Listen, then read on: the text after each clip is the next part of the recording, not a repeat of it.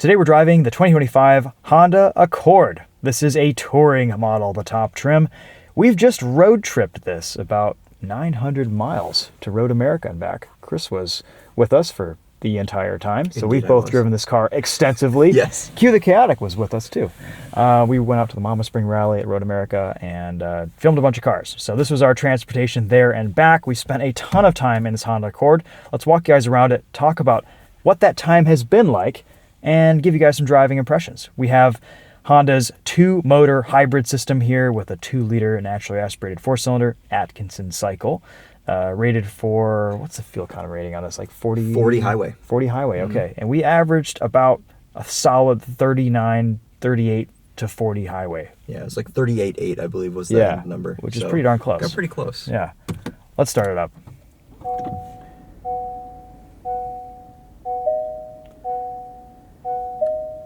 All right, so let's just get right to it here. Road trip driving impressions. Fuel economy, excellent. Maybe not as good as what the Camry could achieve, but we have large 19-inch wheels on here, which do impact fuel economy. Yes, and we also had 3 people in the car, a trunk full of stuff, including the S2000 spare tire, because the Accord doesn't come with a spare. So we had a very loaded cabin, and I think the fact that it only missed EPA highway by like 1.2 mpg is not too bad. I guess that's, all things considered, that's pretty good. It would be nice to get a set of 17s or 18s on here. Just one for ride comfort, 2 for sidewall protection, and 3 for fuel economy. But that's okay. We like big wheels on our top trims. They look cool. Or at least manufacturers do. CarPlay connectivity was absolutely horrendous with a cable.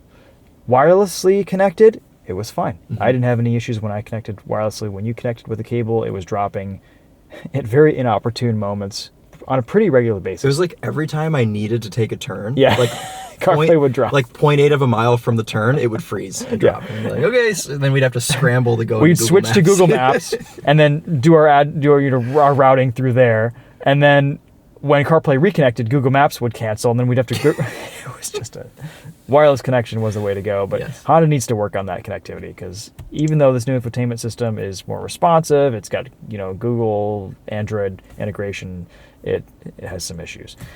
The car was comfortable. These seats were maybe a little bit hard, but I was okay the whole drive. Yeah, I think the seat backs are very good. The seat bottoms are a little bit hard. The back seat was the best seat. The back seat is where it's at. We were actually all kind of fighting to sit in the back seat of this. I know. It's so spacious. Q got in it and he's like, "Oh, this is like a Lincoln Town Car back here." It's, like, yes, it's enormous. Let's hop back there.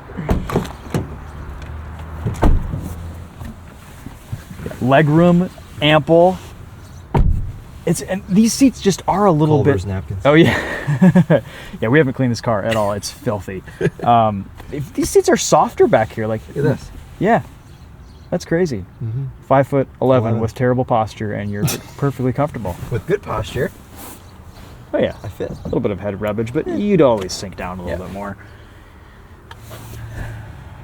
Okay. Squishy too. Squishy too. So. Oh, and this armrest. Oh yeah. Yep, that is squishy. Heated rear seats. One of 3 These were settings. nice in the freezing rain, terrible Wisconsin weather. Yeah, that's right. Every day it was like 45 degrees and rainy. Yeah. When we woke up. So these were nice. Rear vents, USB ports, easy ingress and egress. A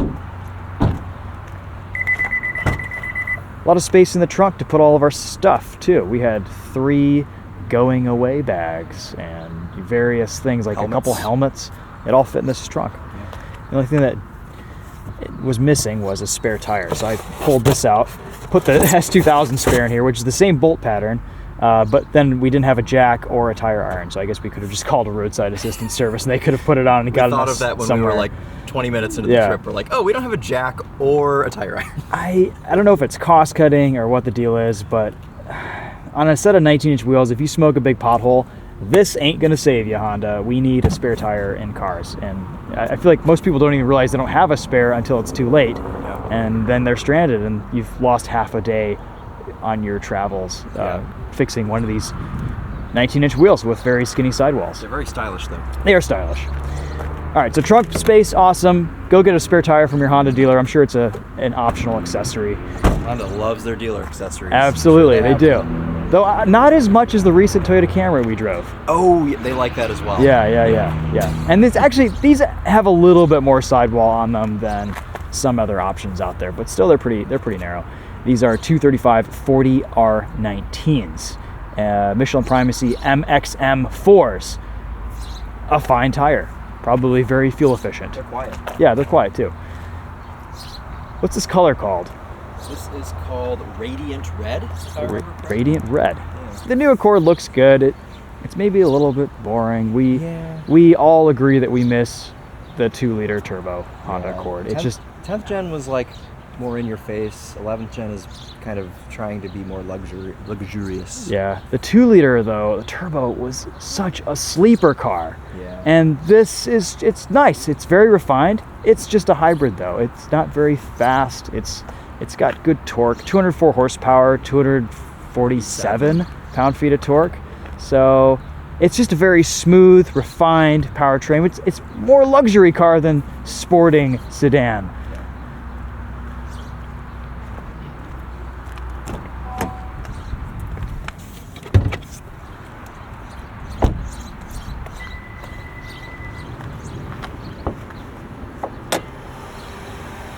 There it is. And the hood struts. Yep. Ooh. The hole's a little too small for this guy. There we go. That's what she said. We've explained this powertrain before.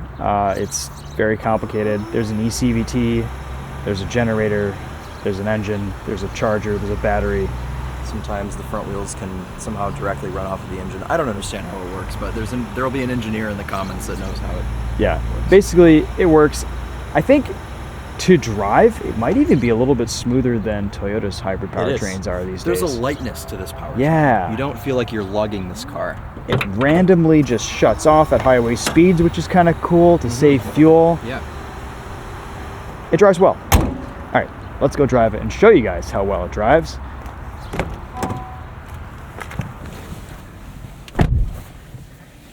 Interior.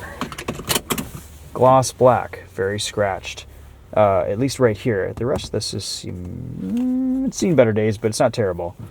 Big honkin' water bottle cup holders, wireless charging down there that doesn't really keep your phone. It's not very grippy. Yeah, it's not very grippy. We've got drive modes: eco, normal, sport, individual. I don't think we really left eco mode, except for when I was driving a little bit spiritedly on the highway and I wanted to make some passes. You went into normal. I went into normal or sport. Yeah. But sport just turns the throttle into like an on-off switch. Yeah. A little bit of storage space, 120 volt, 180 watt outlet, heated and ventilated seats. Excuse my reach, Christopher. Mm-hmm. Glove box. Place to put your sunglasses and a sunroof. No 360 cam though. But I like Honda's wide-angle reverse cameras. When I'm backing out of my driveway in the morning and there's 2 cars parked on the right and I can't see past them if there's pedestrians, I appreciate their almost 180-degree view reverse camera. Hello, Civic Type R. Today is a Honda day.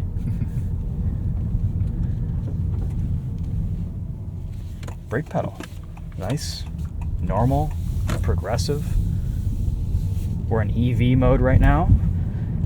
I like the gauge cluster. I like the clarity and simplicity of all the controls. The adaptive cruise control is... At first it was frustrating, and then I kind of learned to drive with it. Yeah. It's not a completely hands-off, turn your brain off system. It's way too slow to make passes, and it's super... How would you describe it? Nervous. Just very nervous. Yeah, I feel like I'm always holding up traffic behind me. So I'm dipping into the accelerator a lot when using adaptive cruise control. And then the rest of the time, the car does a pretty good job at the closest following distance. Yeah. Yeah, I mean, you drive this and then you drive a car with a well-calibrated system and you're like, oh, that's what it's supposed to be like. That's right. Yeah, like I drove the Mustang Dark Horse yesterday and that's a really good adaptive cruise Sure. system. So, Yeah, that's right. And that's a manual. And it's a manual, yeah. This powertrain is very, very quiet. And NVH in this is pretty good. Compared to the new Camry, I don't know. This this Accord, it does drive really well. It's comfortable, it's quiet. This is quieter than a top trim Camry. I think for it sure. is. Yeah. And the powertrain has a lot to do with that, because this 2-liter is miles quieter than a Toyota 2-liter. Absolutely. It's so quiet. Yeah, it really is. Unless if you floor it and you're absolutely flogging it, you really don't hear the engine at all. No. Even when you're flooring it, it's not that loud. No. It's there, but it's not obnoxious.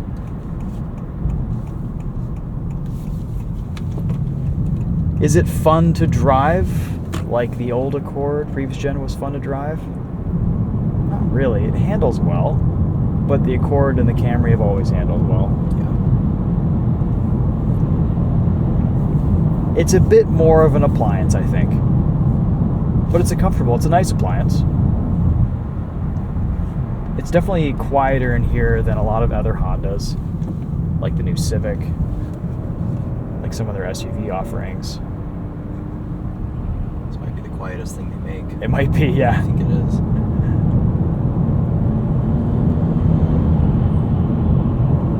A little bit more tire noise in NVH with these 19s, that's to be expected.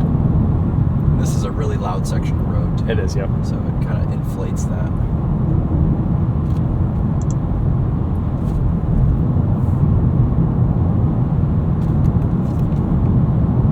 The controls to operate cruise control are simple enough. You got your steering assist right here, your following distance settings right there. And I like that you can just quickly turn on and off steering assist. That's great. Yeah, you can have that without being on cruise control, can't you? That's right, you can. So that's, some people like that. If you need to take your eyes off the road for a minute, just fiddle around with this. Try to reconnect CarPlay after it's dropped. You can. Did these turn on by themselves? I think I might have turned them on. Oh, you know what? Maybe they did. I just watched yours go up by one. We're in climate control auto. Oh, so it does the seats too. That's probably clever. a setting that you can turn on and off, but that is... I don't mind it. Yeah. It's a quiet ventilated seat. I They are. didn't even hear it come on. Yeah. We have a cooled buttocks.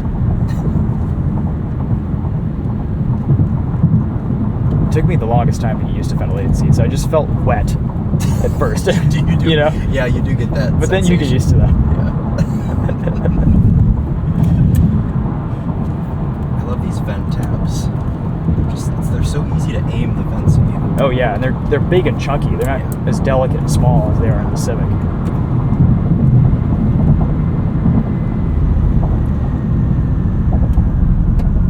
Someone ruined the brakes on this car? Yeah, I think Car and Driver tried to do a track day in this or something. Yeah, tires would also suggest that. Yep. Outer edges of the tires. Yep.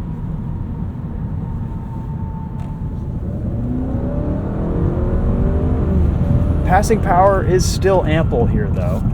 Let's go into sport mode and show you guys what it can do. We do get paddle shifters behind the wheel, though they just control regenerative braking. And in sport mode, regenerative braking is extra exciting because it retains instead of just vanishing as soon as you hit the throttle.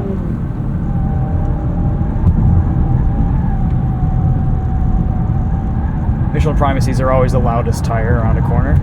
So dramatic. Yeah. Just complaining.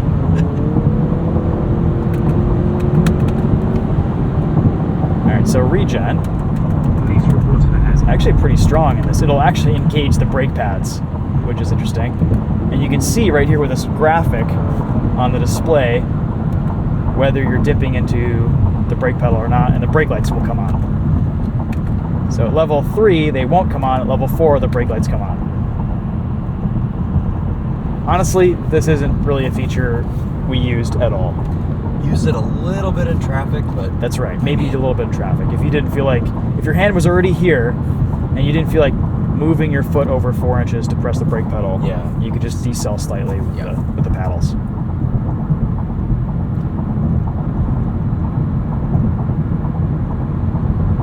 Still a little bit noisy. There's still just a lot of this is a tire noise. Yeah. What's going on with CarPlay? It's just a black screen. Okay. Honestly, if I owned this car, I would be tempted to not even bother with CarPlay and just use Google Maps for everything. Yeah. It's been so frustrating. There's also an update that's been prompting us have to do all week, and maybe that fixes something. Who knows? All right, well, that's pretty much all our thoughts on the Honda Accord after road tripping it. Yeah, bit of a mixed bag. Yeah. It's efficient, it's comfortable, it's big enough. It does all the things well. Mm-hmm. I'm just left a little bit, I don't know, unstirred by it. Yeah. Yeah.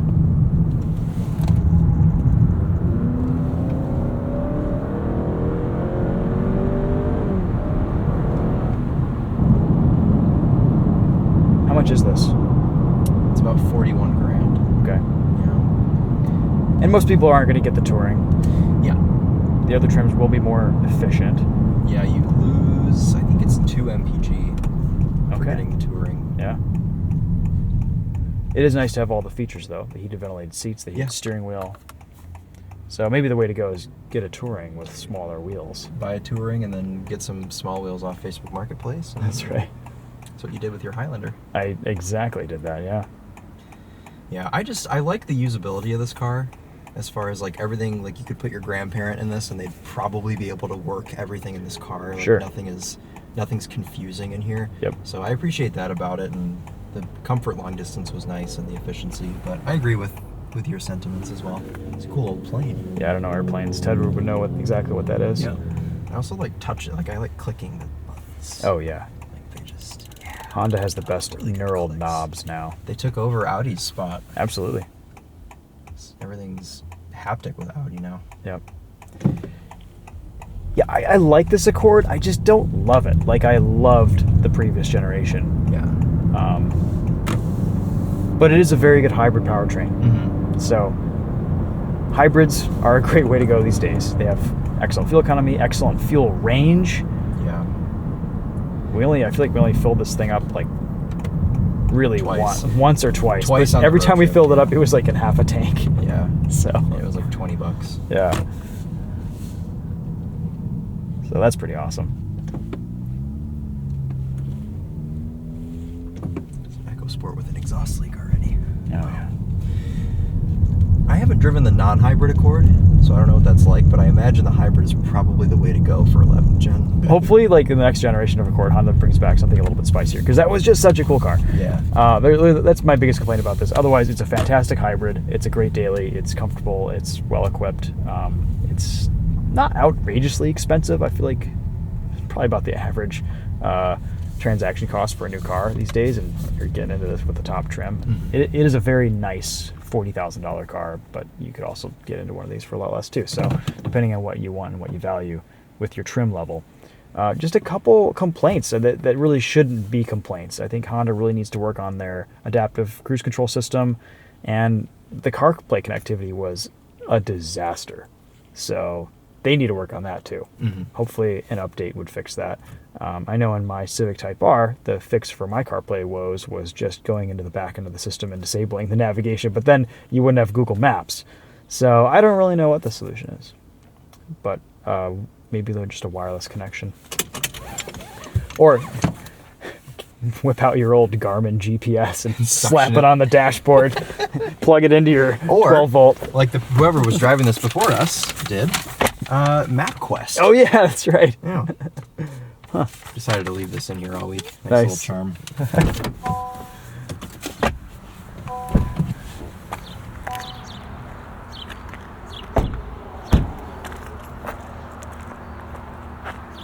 Oh, that's my Civic Type R key. Oh, yeah, I have the key. There you go, if you want to show it. It does have remote start. Pretty tiny key. It is, yeah. I like a Honda key. These feel really nice in hand, and they don't take up all the space in your pocket. Nope. It's not a selfish key like some other manufacturers have. All right, well, those are our thoughts on the Accord in a real world, real use case scenario, not on some beautiful back road, churning through the canyons at speed. I think as a daily, it's just a nice car. It's easy to use, easy to live with, and it's reasonably good looking. It's a big one. Yeah. But yeah, definitely some things to consider and factor in with this new generation. So that's it for now. Thank you so much for watching. Go check out Chris's channel at TheTopher Drives. We'll see you guys in the next video.